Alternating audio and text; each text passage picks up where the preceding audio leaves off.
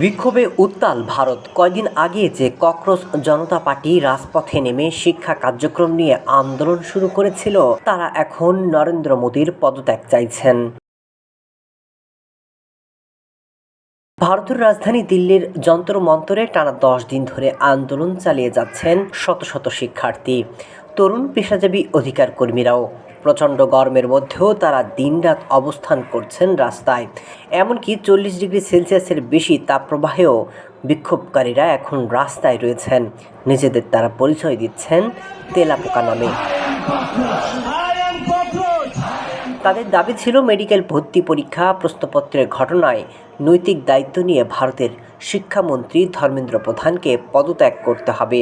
তবে কয়দিন ধরে যে আন্দোলনের গতি পাচ্ছে, এতে করে প্রধানমন্ত্রী নরেন্দ্র মোদীর পদত্যাগ নিয়ে আওয়াজ উঠছে।